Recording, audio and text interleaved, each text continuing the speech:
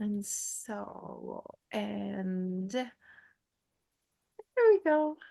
Hi, Jan, you're spotlighted for everybody. Hi, welcome everybody to our first meeting of January. I hope everybody enjoyed the December meeting as much as I did. It was a lot of fun. And just a reminder, especially for you, for those of you that have been members for a while, your membership probably expired in December, so it's time to renew.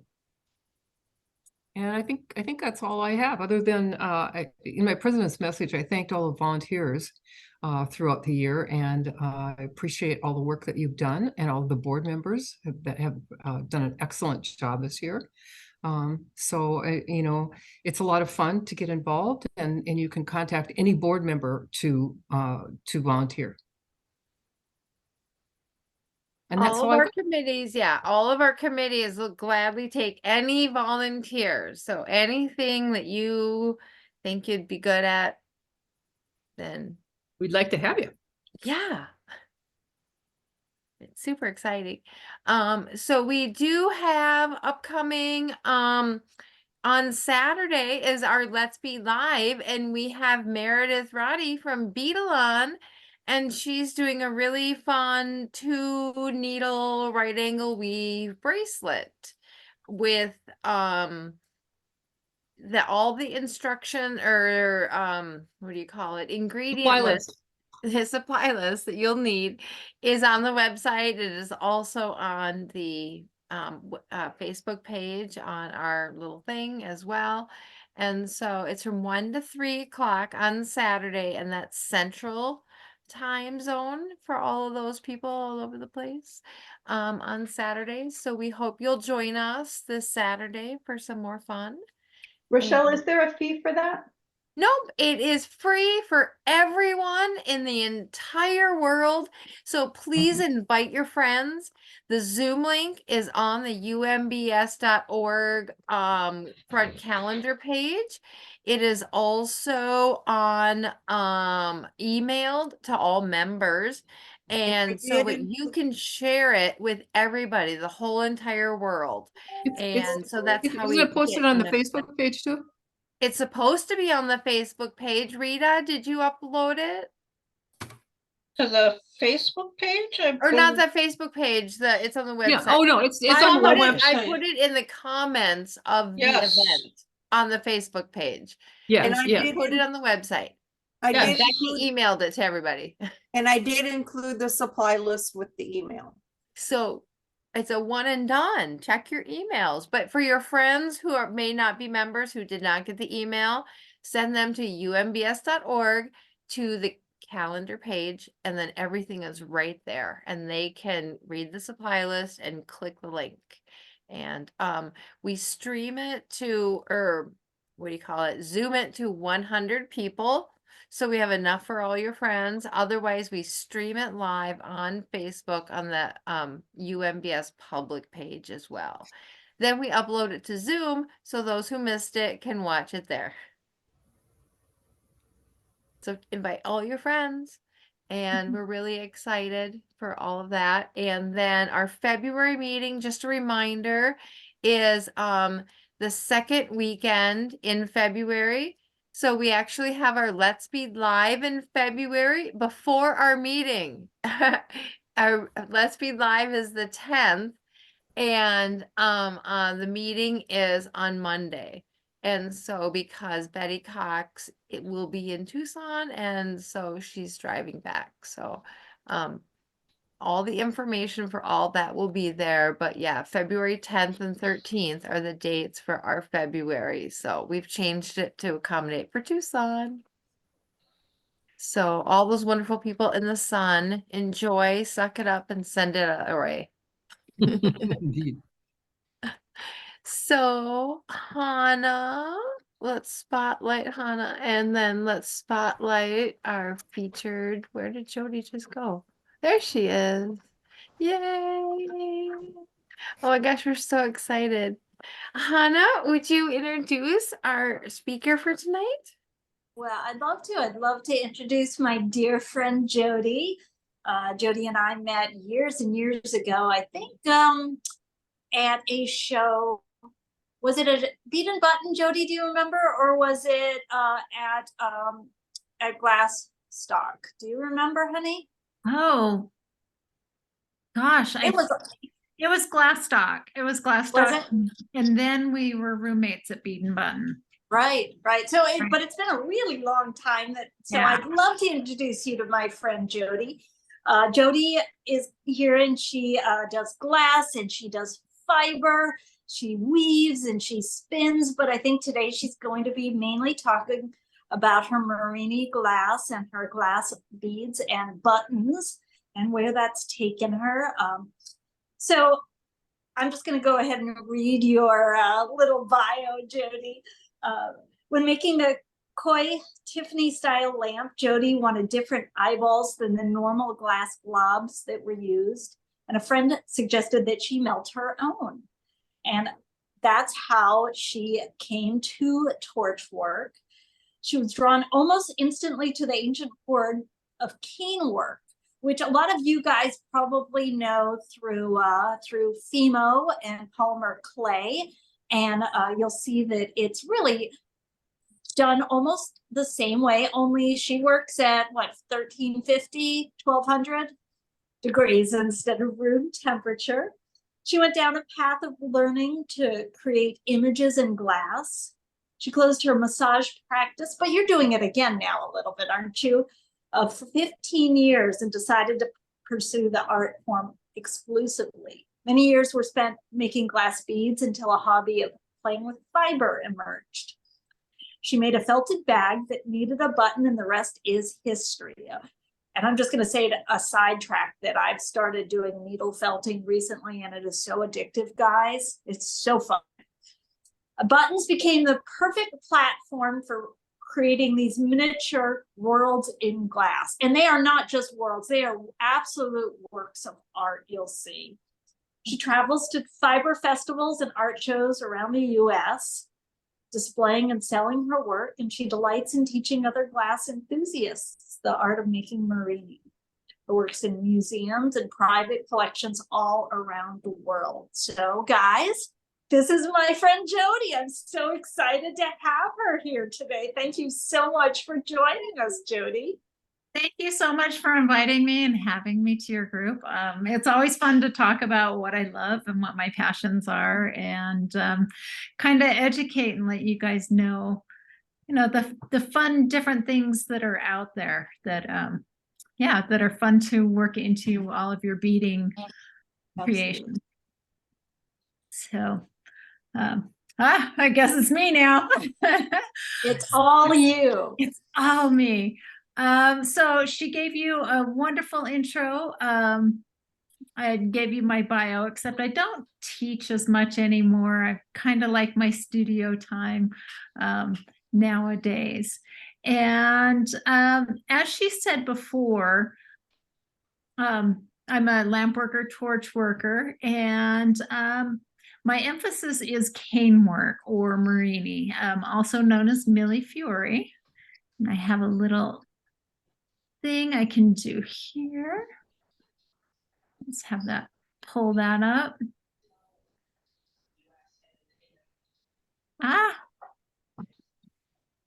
If I can, I had this all ready and make sure it's pulled up for you. And I will go into my little PowerPoint. I'm going to do some videos for you a little bit later so that you guys can actually see me melting glass. But as she stated, I really I'm really fascinated with small things. I really love worlds in miniature. And the wonderful thing about cane work is when I make an image bigger, I can always draw it down and it can become smaller. I start out, and this is me at the torch. This is just a quick photo of my buttons, since buttons generally do tend to be my focus.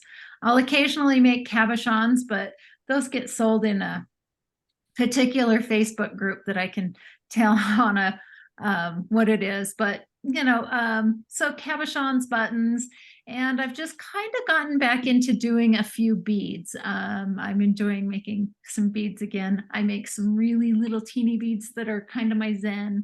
But of course I make beads with all of these crazy images on them. And so how I start with a cane, what I will do is I layer the glass horizontally and I create the log so that when you slice it, you see a picture. So this is a picture of two eyeballs. These canes were actually, that's probably about 3 or 4 canes built up on each other. Of course, I'll do the eye first and then add upon it. Next, I will add a nose to the piece. So you can see the lines right at the eyeglass part where you can see that that component was added into that piece. After I've made a nose, I can add some lips. The lips, this is again, another example as to how I construct a piece. An image in glass can take me anywhere from a week to a year to create. It just depends on the complexity of the image. Generally, an image like this will take me about, I want to say 2 to 3 months to do. So this face became, of course, the ever divine RBG, Ruth Bader Ginsburg. And it was a really, really fun piece to have finished. But the sadness is after I had finished this piece, I was on the cover of Glass Art magazine with it, which was a huge honor, but it happened to be the September that she passed. So I had 2 weeks of excitement and honor, and then I had to just put it away for a while. And of course, I did bring her back out, but that was quite a wonderful honor to get. And somebody gifted Gloria Allred one of these pendants. So that was kind of an honor as well. And you can see the eyes that I showed you earlier, and the nose and the lips, how they can all come together in a cane. Was that a question? No? Okay. Next, the fortune teller. So the fortune teller is one of my canes that took me over a year to create. I had been to the Winchester Mystery House, and they had a fortune teller machine, and the fortune teller in the machine looked just like my grandmother. So I was like, I have to do that in glass. But the funny thing is once I get an image or an idea in my head, sometimes they percolate and they sit with me for several years. She sat in my brain for at least 3 to 4 years before I started her. And then when I started work on her, all of these different things played out in my life that took me on many, many grand adventures. And she became something a little bit more than just honoring my grandmother and our good fortunes and traveling and stuff. And if you look at the card that she's holding, you'll see an eyeball in there. And the bead that's right above that, so that bead took 2nd place in Venice in 2022, and it now resides in the museum on Murano, which was crazy. It's like, whose life am I living? But so if you look at the back of the bead, you can see that's the same cane as the tarot card that she's holding. So what I did was I just took different pieces, or I just took an extra piece of that cane, sliced it up, and then remelted it around that bead to kind of be her backdrop. And if you look at the top edge there, you can kind of see how that cane goes all the way, how a slice, that image will go all the way through that slice. It's the small things. I love small things. The smaller it gets, the better it is for me. And one of my favorite things is little itty bitty buttons.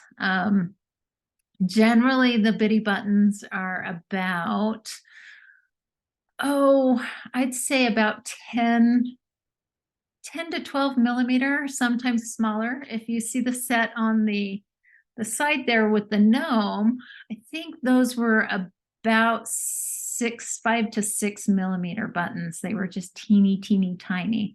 And what I love is I really love, that little bit of whimsy that kind of takes you out of your world and into another place, or just makes you smile, or just makes you giggle a little bit. I love the unassuming of, everybody's used to plastic buttons, and they've kind of lost the history and the richness of buttons and how they've evolved over time. Buttons used to be kind of a status symbol of where you were in a household. They weren't necessarily functional, not to begin with. They were more ornament or adornment. And I really love that thought of, buttons can be used as closures, but it's also kind of jewelry for your clothing. You have that favorite sweater and you put a special button on it, and it makes it just that little bit more fun. So I really love the small, teeny tiny. Of course, I do buttons that go up to about an inch, but the bitty ones are my favorite. Just sharing a couple more of my buttons. So the Bumblebee, which was a crazy popular design, it is now sold out, but I'm working on version 2 or 3 of the Bumblebee.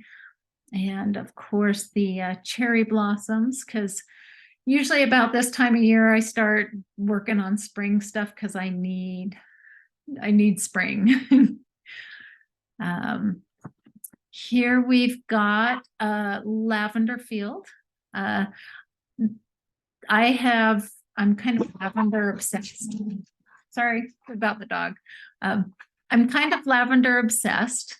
I have planted in the past 2 years over 230 lavender in my backyard.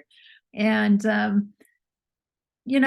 I don't harvest it right now. I let it all go to the bees and stuff. So I had to immortalize it in a lavender plant in glass.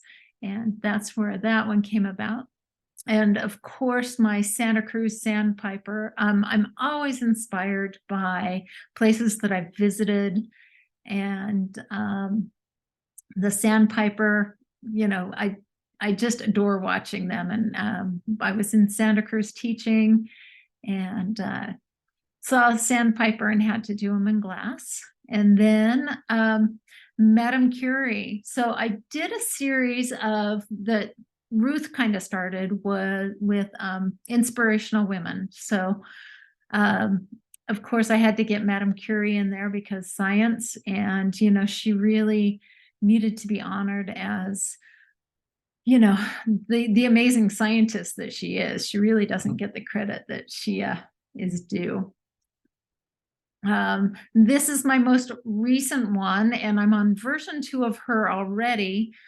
This is Frida Kahlo, of course. I'm not a traditionally trained artist, I should say. I like making stuff. I like crafting. I just love creating. And I decided to work on Frida. A friend had given me a candle that was one of those saint candles, but it was a fake one because it had Frida on it. And she happened to be the patron saint of artists, of course. And then its date said July 6th, which is my birthday. So I was like, well, I have to claim it now. I have to, own my voice and own that I am an artist. So I just finished Frida. And then, oh, was that it? That was it. So that's kind of it as far as just my work and stuff. I don't want to stop share because I will probably go to, or actually, I'm going to stop share for a second just so I can go back into it and get into our videos. Do we have any questions at this point? Anybody have any questions about my process or my work or anything I can answer? All right. You said it took weeks, months, years to come up with the pattern, to come up with the process. Is that working on it daily? Is that working on it like just so and so, or it's just that how does that go? Generally, if I'm working on something, if it's a 2 to 3 month project, I'm generally working on it daily. I used to work 12-hour days. I've really scaled that back. The fortune teller, she took me a year to a year and a half, but that was not straight through, mainly because she was such an intensive project that I really wanted to take my time on her. So if I wasn't at 100%, I would not work on her. So it really depends. 3 months tends to be the average for an image. And I'm trying to be a little bit better about work-life balance and not necessarily doing the 12-hour shifts anymore. Jodie, do you have plans for another edition of the fortune teller, or do you think you're done with that one now? Fortune teller will eventually, I've had it sketched out for a couple years. She is actually going to be in a caravan eventually. So I've got it all sketched out and ready to go. Just the design of a caravan, but I will put part of her cane inside the window of that caravan. And of course, it's probably going to get pulled so small that nobody will ever see her and all the detail that's in there, but I'll know it's in there. So, a lot of those things I do for me, like there's really a balance that you have to obtain when making cane. If I put in too much information, it's going to look really muddy. If I don't put in enough information, then it's going to look a little more cartoony. So there's really a balance that I have to come to with, do I put a black swipe very carefully here? Do I add a little bit of white here to draw light in and stuff? So, all right.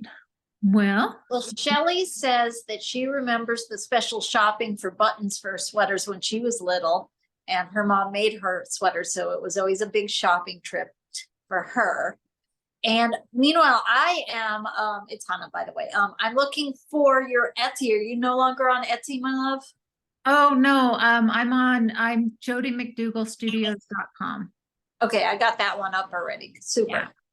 Yeah, my Etsy, it just got a little too hard to try and manage both sites and do shows and life of an artist. I would work, load everything in my car, go do a show, come back, work, try and get my website loaded. And so I'm more online nowadays, less shows. And Beth would like to know, at what length and diameter do you usually make your canes, or does it just sort of depend on the cane itself? It really depends on the cane itself. A finished cane is usually about, I would say, that big around, so maybe 1.5 inches to 2 inches, if not bigger. Sometimes they're 3 inches. When I'm working on them, they can get as big as a good 4 to 6 inches. before I draw it down. That's usually not until I've got a final pull. I would say 4 inches, but it's, yeah, it really depends. And then when I pull it down, I'll pull it down to usually about that long. So about 4 to 5 inches. And then I'll slice a chunk off it and put it back into the kiln. And then I'll pull it down to the next size. And I'll keep doing that so that I can have different size of buttons, anywhere from the 10 millimeter to 16 millimeter to 1 inch, 20 millimeter.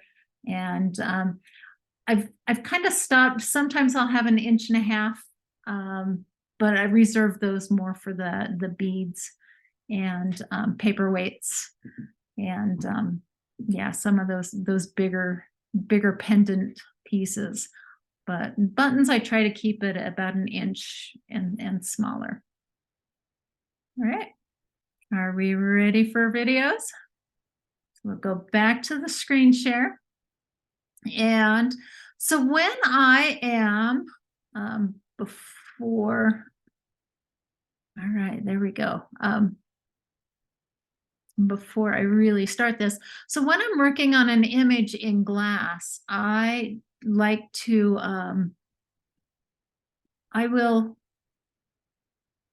I take the glass that I get from Italy, and I will hand mix my own colors with that palette to kind of create my own colors in glass, much like an artist would mix paints and stuff. Because most of the colors you get in glass, you know, they're very, yeah, they're very stark. They're very, you know, hard. And like the flesh tone color in Frida doesn't exist at all. So I have to hand mix all of my colors. And, you know, I've spent years upon years developing different formulas, and they'll change a formula in glass and I got to start over. The hard thing about glass and its colorants is you know, glass is colored with metals and oxides. So when you mix it, you can just end up with brown or black mud, or you can end up with something that's going to be volatile and crack. So I can work on a piece for a good solid 6 months and still have it come out of the kiln cracked, just based on some random color not liking the other color it's next to. I have learned to work with cracked canes. I don't get as many of that image out, but I have learned how to save and work with those. So the first video I'm going to show you guys is a video of how I mix glass.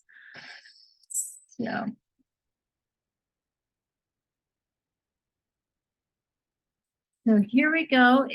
I'm mixing the glass, and those are just different pieces of purple that I got from off a rod, and I'm adding a little piece of black on there. And I hope that's coming up big without the other one on it. And those are hemostats that have been curved in a flame so that I can grab the glass without my fingers. I have quite a few burns. You can see all those little pieces of popped glass on my table there. Glass, when you put it into a flame, will thermal shock. So I have little scars all up and down my arms because I get really lazy and forget to wear long sleeves. And here I am just getting it more and more mixed up. Those are 2 stainless steel punties. So like a welding rod, heavy duty one. And get them all really, really hot. And sometimes when I'm mixing glass, it can take me up to, gosh, it can take me up to a month to mix glass for a new cane. Generally, it's a couple weeks of troubleshooting different colors that I want or need. That part's going a lot lower nowadays because I do have quite a database of different colors that I like. But you know, there's always that one shade that I want it to be just off a little bit. And you know, again, nobody else is going to know that it's that one shade, but I will. So you can see I'm mixing the glass up. You can over mix the glass, and it makes it a little more opaque. So you can see that this went from that lovely little purple color to more of, I ended up with a periwinkle. It wasn't what I was hoping for, but I was hoping for a little bit darker purple, but I ended up with more of a blue purple. And the reason why I ended up with more of the blue is because the black that I used had more of a blue tone base to it. Black glass is always transparent. It is not opaque.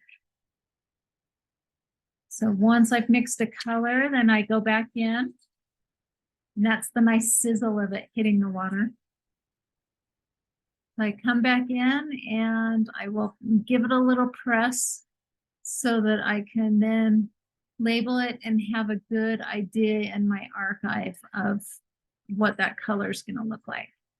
You always heat your tools before you touch the glass, because the glass, again, if you have a cold tool, it will thermal shock that glass.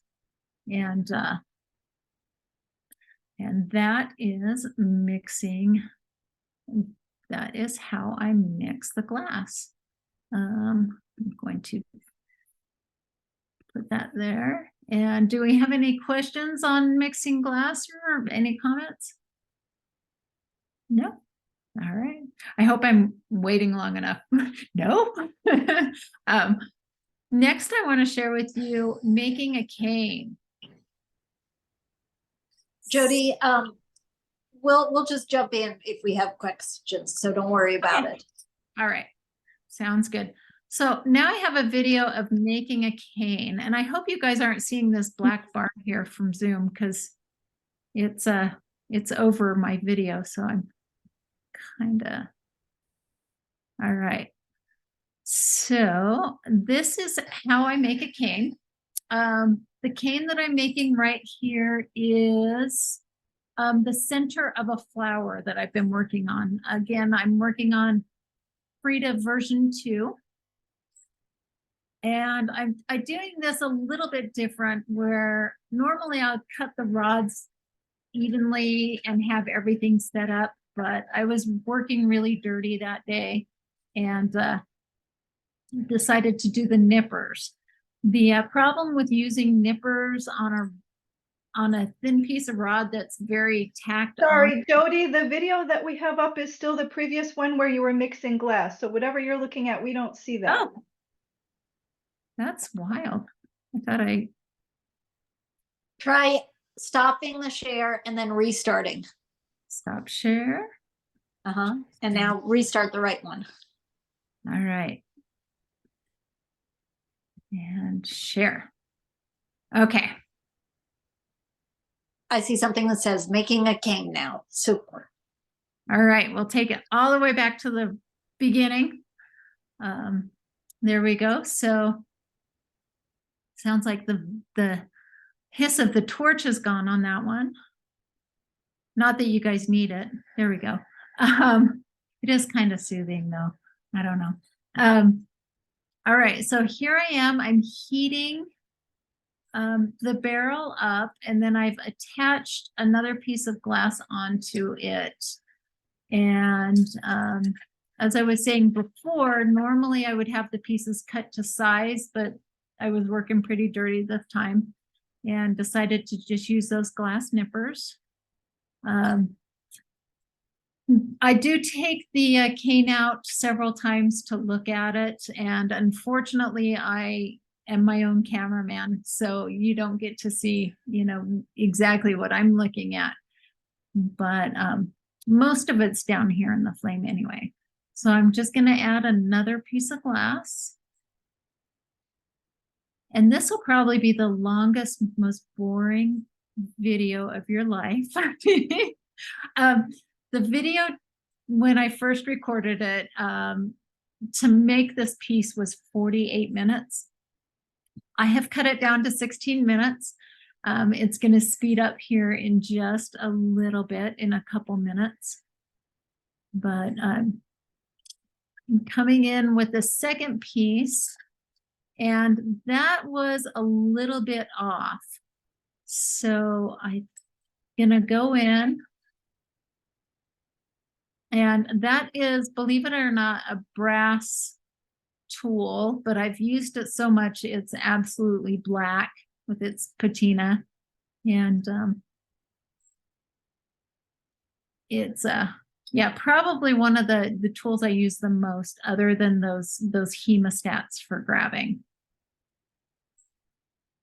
And looking at it, making sure it's straight. It has to be absolutely perfect.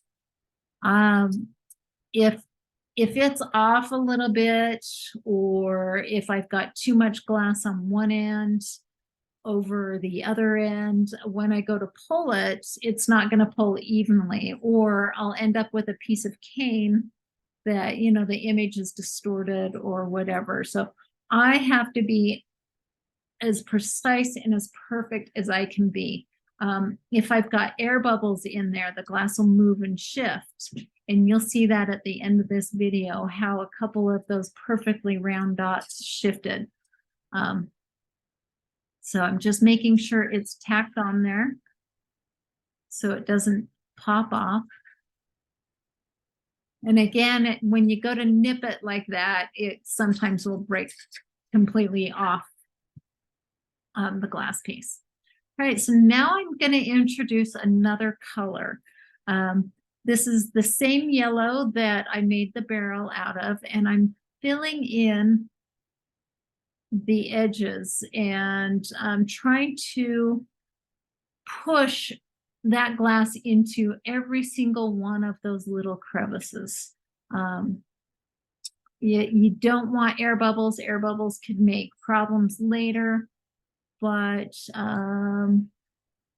yeah, I'm not necessarily as picky on air bubbles as a lot of Marini artists are, but I try to get as many out as I possibly can. And pretty soon this is gonna speed up for you.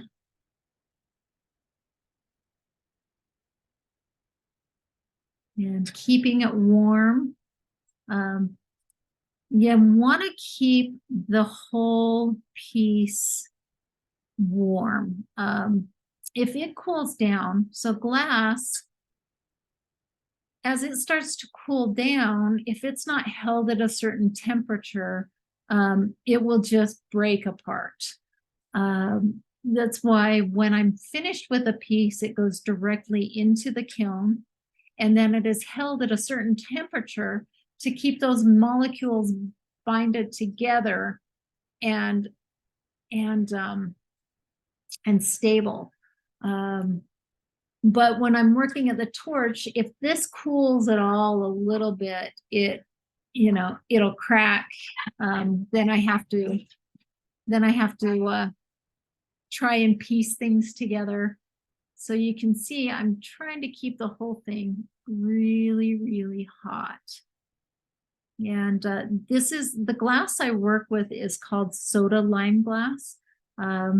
I work almost exclusively with Effitre or Moretti glass from Murano, the Italian glass. I just like their palette the best, and they've been around for centuries, and it's going to be more stable, I think, than some of the newer glasses that are on the market. And so now I'm kind of filling it all in and getting it rounded up a little bit. Jodie, can I ask a technical thing? Sure. So I see that you're starting at the end and pushing it. And I have a tendency to go the opposite direction, and I'm not very good at it. So does that help push the air bubbles out, or why do you do it that way where you push it? Where I push it, Yeah, and you're coming down and then you're pushing the glass when you'll, right. instead of like pulling it down. And is there a reason? Because I'm really bad at doing these. Yeah. So I do the pushing more for the and here's the fast part that you guys can see. So see how you're pushing it on there? So there, I'm gonna just stop that for a second. There, I was more pushing it when I had those deep crevices. But here, it looks like I'm pushing, but I'm actually laying it down. Okay. And, so I'm laying it down because if I were to push it at this point where I want it a little more even, at the end, it would always like just be a little bit short and I'd have to go back and fill that in. Your fingers are really close to that flame. They are. My sister says that I can bare hand flip bacon. So my fingers, it's funny, they're really soft because I do massage a couple of people 1 day a week. I've been massaging 2 ladies for 30 years, 1 day a week. And yeah, so my hands are soft from that, but then if I get a burn, they're super calloused like leather. So it's just this kind of crazy, my hands are, yeah, soft, but I guess it's like a deerskin glove at this point. They're so calloused up. And layering more glass on. You know, I wanted you guys to get kind of the feeling of, you know, how long it takes to do a cane, and plus it's just mesmerizing to sit and watch. I'm filling in more of the bits, getting it rounded out. And I think I'm coming in here now to round it out.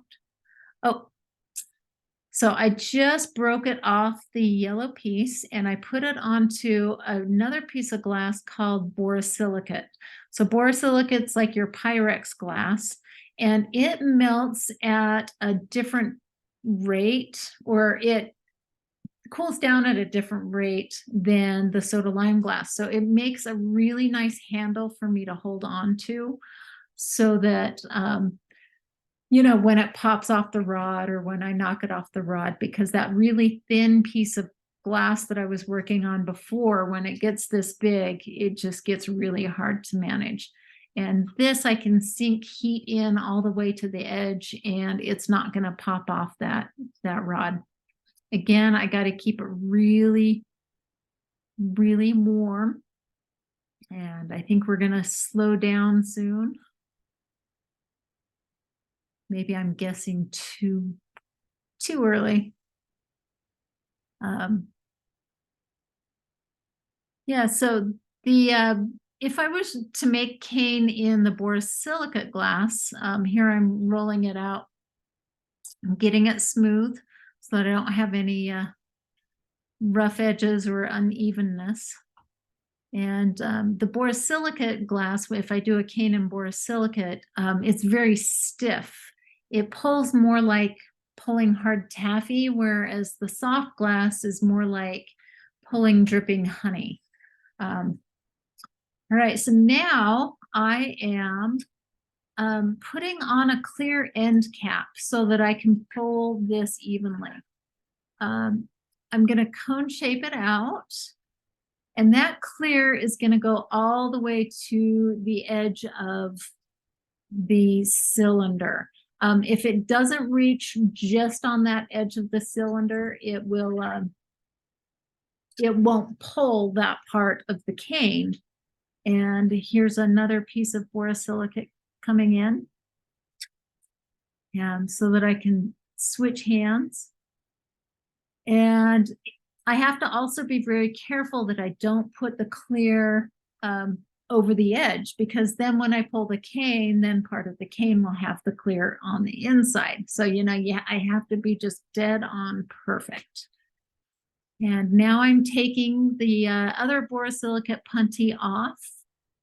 And again, they melt at different rates so that if there's any little bit of borosilicate left in that cane piece, it will explode the piece in the kiln. So I'm going to go in here and just take off that extra little piece of boro that was in there. And I'm going to double check. I know I had it all out, but you know, better safe than sorry, especially if I'd been working on it for several months. That's the crazy thing about this art form is, you know, it can go south at any moment.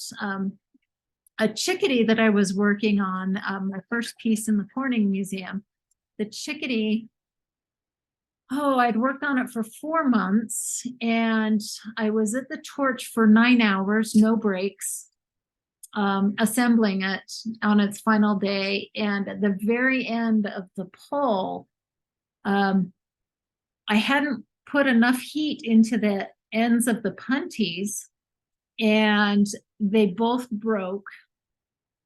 And it fell 8 feet onto concrete, or not 8 feet, it fell onto concrete next to a big bucket of water that I had in my studio.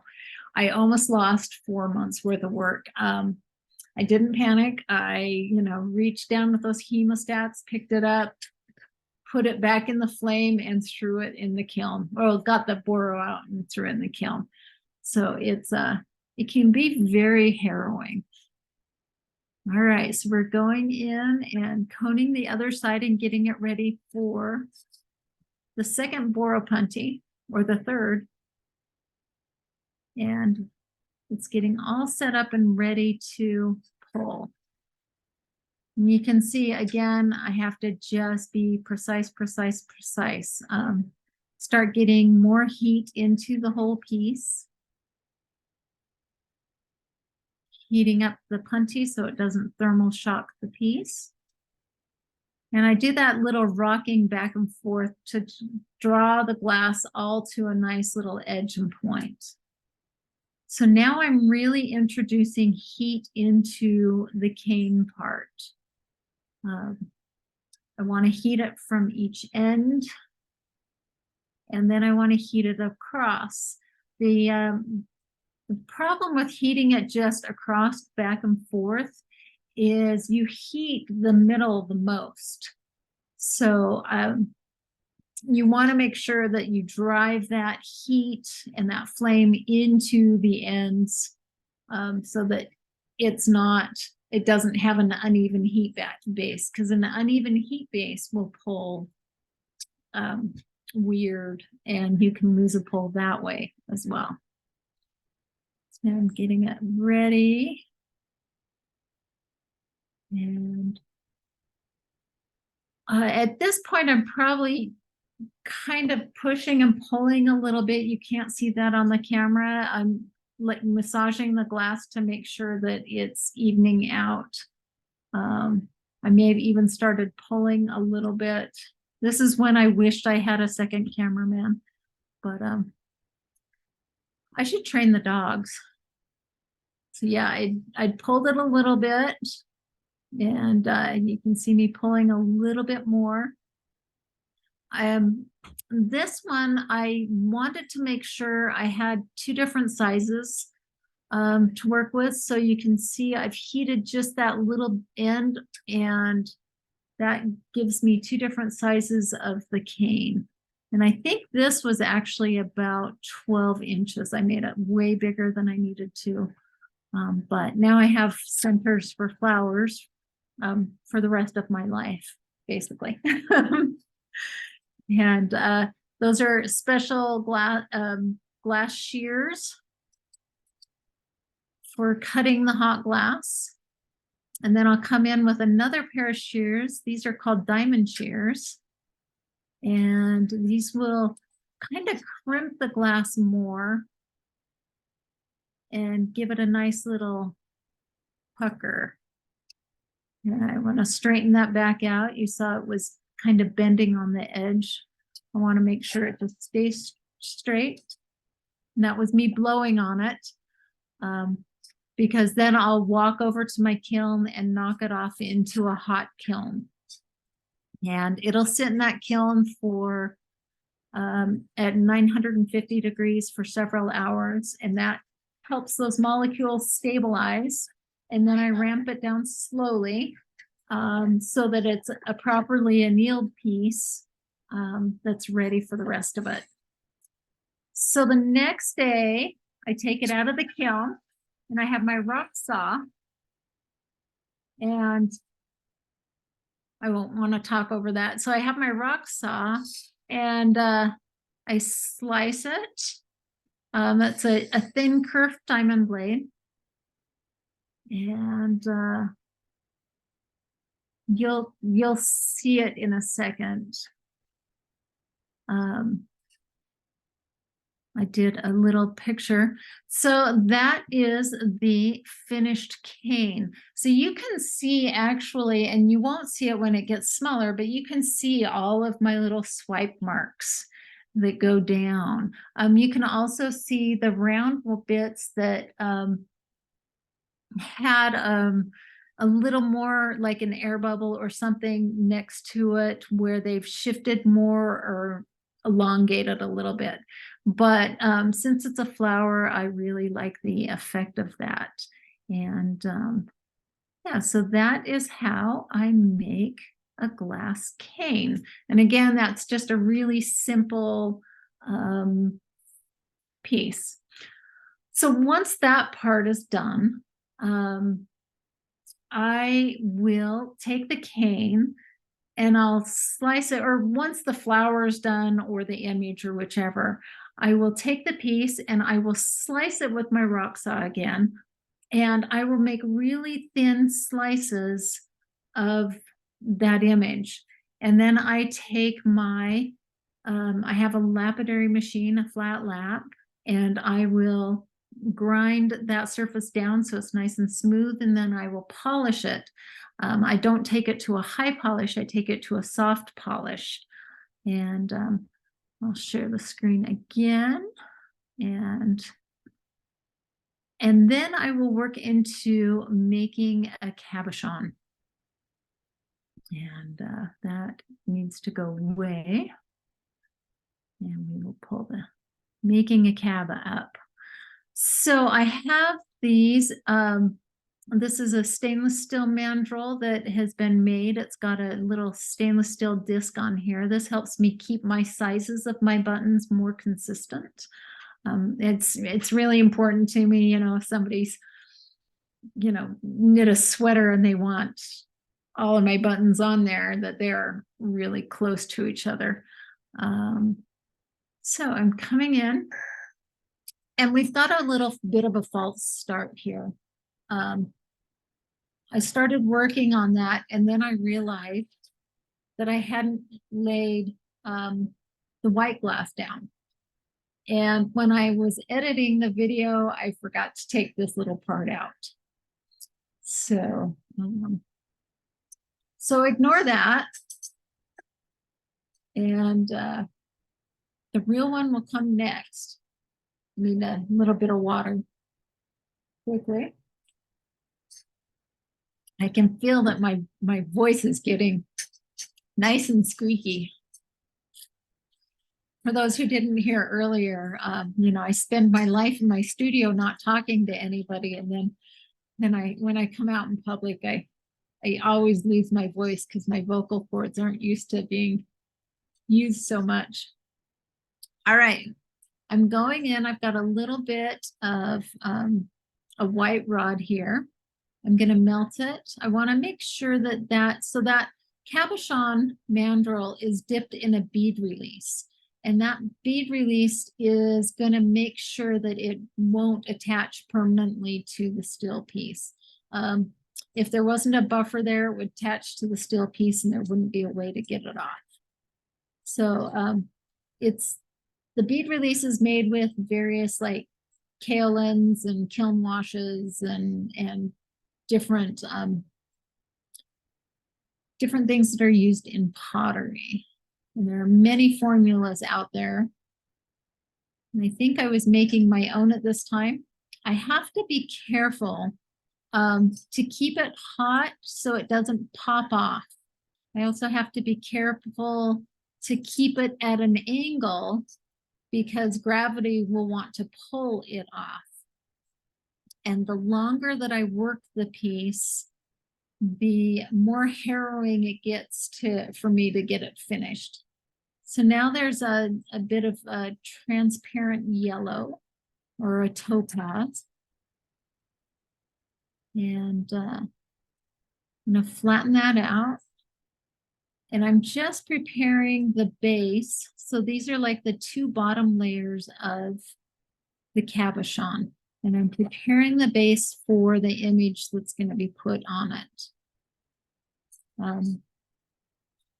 I'm making a mushroom cabochon on this one. So I wanted to have a little bit of grass.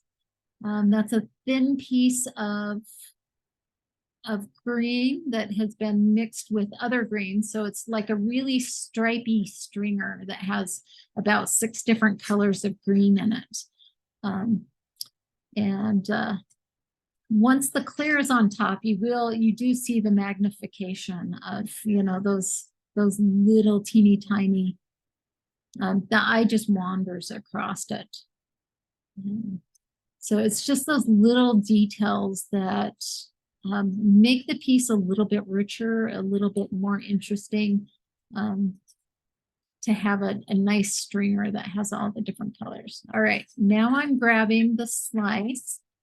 And normally I have what's like a graphite, not graphite, what is that word?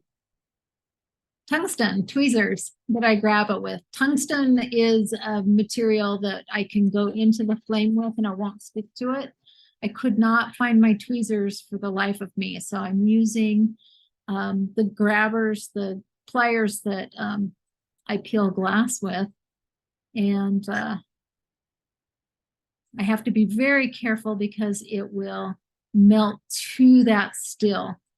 So you saw I was kind of brushing, I have to work fast here. I was kind of brushing the back end of it with the flame because again, I've polished it, but not to a high polish. And so I'm flame polishing that back edge before I put it onto the piece. And I'm making sure that piece is hot and the little slice is hot so that I don't trap different air bubbles under that. Some of my buttons you'll see, there'll be like a little bubble or something in there. I've decided that that's part of art and I let go of having to be perfect all the time with those, but sometimes you do trap bubbles. Now I'm adding just a little more grass on the bottom. And I'm just going to flatten it down a bit, round it up. There's the flattening. So the reason why I wanted it flattened down a little bit is if I have any ridges of the grass up too high, when I go to put the clear on top to make that paperweight magnification, it will trap air in the grass and that will create bubbles as well. And I have flame polished the top. I was getting really nervous at this point because I had spent too long messing around with trying to grab the right tools. The clear glass had a little bit of scum on it, so I just pulled that off so that I could get a nice, beautiful clear lens. So I'm going to heat the piece. And if I don't heat the piece, it'll trap a little layer of air bubbles over the top and it'll make it look all cloudy. So you got to heat the piece and heat the glass and heat the piece and heat the glass. I've now put the clear on top.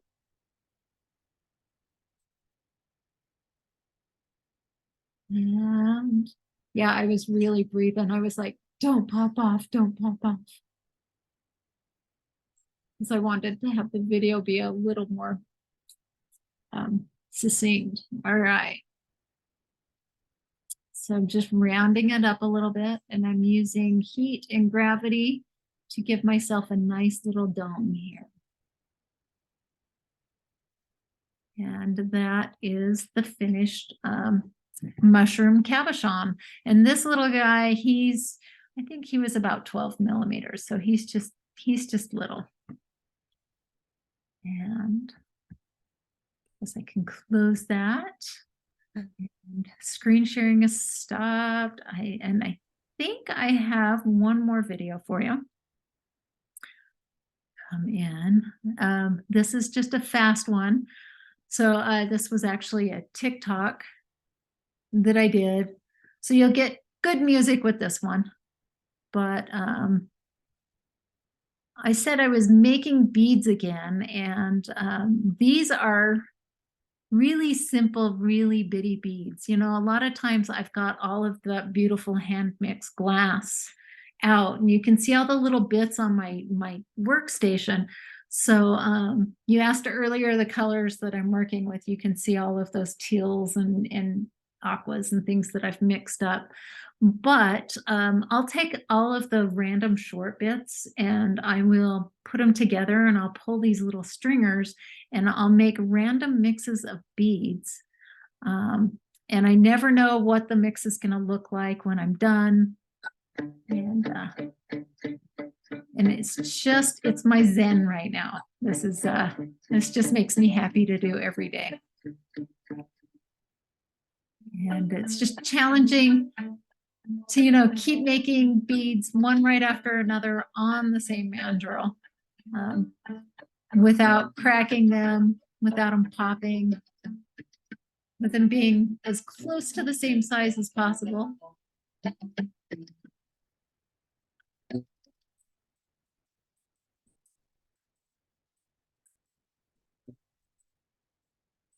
Boy, it makes me want to go make some right now. They just make me happy. And that's what the little bitty beads look like. And you can see that they have just a real nice mix. These weren't cleaned, so yes, I do clean out each little hole. These beads are anywhere from 6 to 8 millimeter, and the hole is generally, I want to say, 1 millimeter to 1.5 millimeters. You know, sometimes the dip is a little bit thicker, but yeah, so then I make a little wire thing to sit and clean out beads, and I will sit and clean those beads for hours, watching a movie. Because yeah, I end up, and I sell those generally in a group called Bead Life on Facebook, but they are starting to make it to my website. So I'm starting to hold them back. I've gotten complaints, and I'm like, all right, they're gonna get to the website. We can stop the share, and yeah, so that is pretty much my presentation. I'm happy to answer any questions you guys might have about my process or my work or my dogs. So with the bitty beads, Uh-huh. I noticed that they weren't in the flame very long. No. Because they're small, that was okay. They were close enough for. They're small, it's okay, they're close enough. And then also, so the way the Italians work in glass is they will make like a figure, and as long as the flame never hits that piece again, it will stay intact. So Okay. that's the trick to making all of them on one rod, is I just never flash that bead again in the Okay. flame. Does it go in the kiln then as well? Yep. And right after that, it goes right into a hot kiln, and then it's also held at 950 for several hours, so Okay. that it's annealed, and they're not gonna go crazy. Interesting. Okay. So they'll be strong. Hmm. Yeah. They're kind of fun. I love them. So the video of you making the beads, that was in real time. That wasn't speeded up. No, that was speeded up, actually. Oh, okay. Yeah, that was. I don't go that fast. You know, TikTok, I don't know if any of you are on TikTok, you know, you get a certain window. And so Yeah.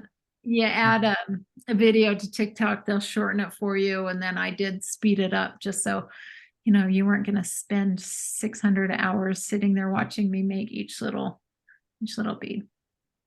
But I they was can, just wondering how long each one actually then really took in really life. Is it like 10 seconds versus 1 second, or what is it? I timed myself and I think it takes me 5 to 10 minutes, depending on how fast I am, to make A rod. a rod and stuff. Yeah, but I haven't timed it per bead. So it's probably, it's probably half a second per bead. I'm not sure. But it's, you got to make sure I've got it. They're so zen now that they just keep rolling. But my hand's actually doing a lot of like back and forth. And, I've just got this rhythm down where I can round them up. And I've noticed I do a little flip that keeps them like rounded and stuff like that. I was watching myself do that the other day and I was like, oh, I'm shaking that. That's weird. But so it's just kind of fun. All right. It really looks like fun. I mean, just like magic as it expands, and I don't know. It's How many of the really complex canes do you make each year? As many as I can. The complex ones, I'll get maybe 2 out a year. Sometimes only 1. It just depends on the year, how many shows I've got. But then I'll do like the smaller canes, like the bumblebee and stuff that don't take quite as long. Or the gnomes, like that gnome that you saw in that small bead set. Those gnomes had, like they took me 2 weeks, 3 weeks. So I'll do some simpler images. I'll also do simpler images that I will then pull really thin and I'll nip up with my nippers so that there'll be just these little bitty chips. And I sell those to other lamp workers as well, for them to use in their work. Because, I end up with just so much that there's no way I could use it all in my lifetime. What about the little kitty cats that you had in the pictures? They all kind of looked a little different and little, Yeah. The cats were a simple one, but they took me, I think, 2 months to do. And month and a half. And each one, so they all have the same head, but each one had a different pose. So there's like I wonder, I can pull it up really quick. they're so adorable. And yeah, the bitty sets I'm a little low on, but you can see that each one has a different position. So I gave each one a different color, each one a different movement. And then I also, like this cat right here, the pink one on the bottom, I did a witch cane this past Halloween. I didn't finish it until after Halloween. I finished it for Thanksgiving, but I did a witch and I put a bit of this cane right next to her in another part of her cane, so she had her familiar with her in a bead. And I think some of those are on my website if you guys want to look at those. And yeah, so I can, I can add canes to each other. And of course, these are just like the eggs in the nest, and those are sculpted. Those aren't canes, but I like to kind of mix and match, some of the more intensive with some of the more simple and whimsical things. And yeah, it's a lot of fun. Any more? Pardon? Oh, I think it's just amazing. I'm really, really amazed. Just watching it, it's magic. And I thank you so much. This has been great. Thank you. Thanks for having me. It's been really a pleasure to be here and share what I love to do with you guys. And And I hope the videos weren't too long. No. You get They're crazy. very interesting. Becky says that this was awesome. Thank you. Awesome. Thank you. And Brenda says, thank you for so much for including the videos. It's fascinating to see the process. Very Oh, much. Yeah, that's half the fun with glasses, watching watching it melt. There's just something magical about it. Mhm. I like to say I sit in front of a nice warm fire all winter, except I do it all summer too, and then that's what was fun. Thank goodness it's a dry heat here, so I'm in Utah. Oh, But there are days when I will finish a cane and I will go outside and it'll be 104 outside and it will feel cool. wow. Oh yeah, it's what I love though. So I could see how it could be really mesmerizing. it is, especially those bitty beads. I tell you. The cabochons are a little, oh, so once I finished a cabochon, I should tell you, the next day, and I was trying to get this videoed and I don't know what happened, but the next day I'll flat lap it, the back end, and get all of that bead release off it. And then I'll polish, I'll take it to a soft polish. It'll go back into my kiln. I'll bring it back up to temperature. And then I have to work very fast. I put my button shanks that I make myself out of Canthol wire.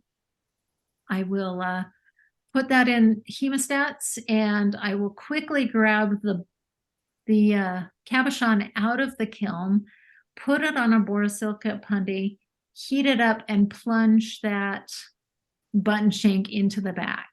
After I put my initials on some of it. My bitty ones don't get initialed because they are just too small to try and sign those ones, but the bigger ones do get signed. And then everything goes back into the kiln and gets annealed all over again and is slowly cooled. So that's how I make a button. Wow. A lot of work. Bernie Yeah. says, thank you for all the great learning and visuals. And Marlene says, that was very interesting to learn the process. Thank you. Thank you. Thank you. You'll think about things differently when you button your shirt next time. Oh. Yeah. It's, Or if you have a boring shirt, Yeah, just fancy it up. it's still a mystery to me how you get the pictures, because laying the canes and laying the different colors on, but trying to get that shape, it's mysterious. Yeah. So I sculpt 3-dimensionally for a 2-dimensional image. Yeah. And everybody's like, how do you think that through? And I'm like, my brain just does. I don't know. Good. You're very It kind talented. of works. I don't know. But I've been doing it a very long time. How long have you been doing it? Cane work and glass work altogether, I've been doing, since about 2000, 2001, somewhere around there. And yeah, that's math. So That's hard.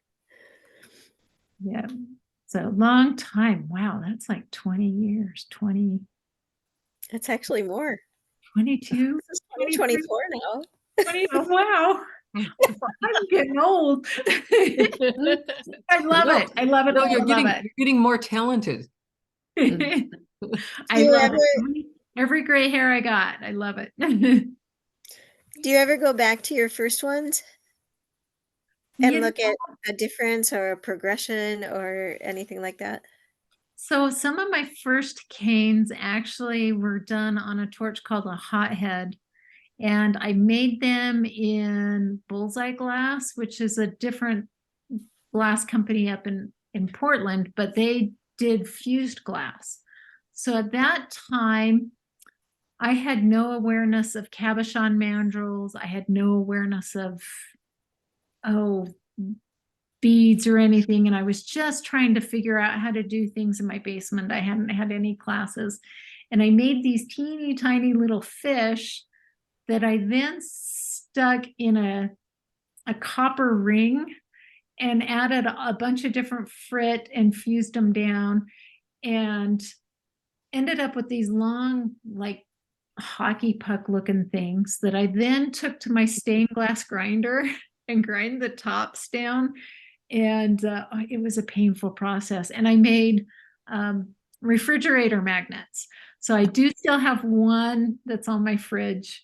And I am reminded daily of how absolutely far I've come because those fish are really pathetic looking. They're really funny, but they're also whimsical and cute. And I laugh at I laugh at how painstaking that process was, but how fun. And I had these $35 refrigerator magnets that took me 6 hours to make or 7 hours to do. So it was, yeah. Oh, those humble beginnings. They're a lot of fun. Jody, do you ever sell just the cabochons without the button shank? I do. Usually it's online on Facebook and stuff, or people will private message me and say, hey, can I have such and such button without the shank? And I can, if I don't have the button in stock, or if I don't have the cane in stock to make a new one, then I can just take that, the button that's made and pull the shank out and then flat off the bottom. Great to know. Thank you so much. Yep. So cabochons can easily, at some point I do hope to get cabochons on my website, but at this point, hours in a day. Usually I do a show in Bead Life on Facebook once a month, and they get the cabochons that I've made up, and then what doesn't sell there all gets turned into buttons and put up on the shelf and stuff. So I've got to learn to hold some back. I was amazed at your handwork. Do you have to build up the strength to do as long as you do? When you said 45 minutes or an hour, whatever. Yeah. So sometimes, especially when I've got an image that I've worked on for several months, the end pole, will be this big and about 2 inches long. And that can be up to a couple pounds of glass that I'm holding with that rod for up to 8 or 9 hours. Usually on a final assembly days are usually, anywhere from 7 to 9 hours. I didn't used to take breaks because somebody told me I couldn't put it down. But I've learned that if I crank my kiln up pretty high, I can rest it in the kiln and go do my girl break and then run back, get a drink of water and come back. So yeah, I have monster hand strength. Being a massage therapist for 30 plus years has kind of helped with that. And yeah, I'm pretty strong. I do all the heavy lifting around this house. So yeah, I'm very fortunate that, my hands, they're still just feeling good. So yeah, count my stars that I can still, because I'm rotating it like this the whole time as well. I'll stop, but you got to make sure that whole thing is just warm all the way through, and that constant rotating, it keeps an even heat all the way throughout.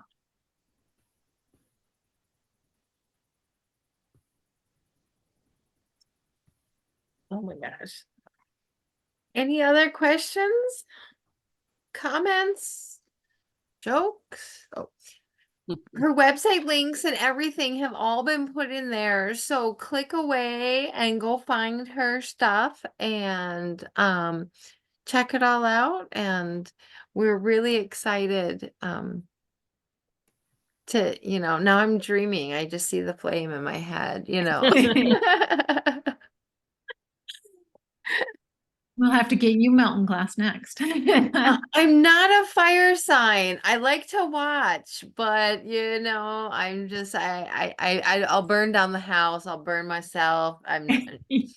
I'll just watch Hannah and you know you and other people, and so thanks for putting the videos out there. And this video will be uploaded to YouTube, so that people who missed this meeting can then watch it and then also watch it again. And so we as well, if you wish, Jodie will share it to you so you could have it in your repertoire, share it to yours.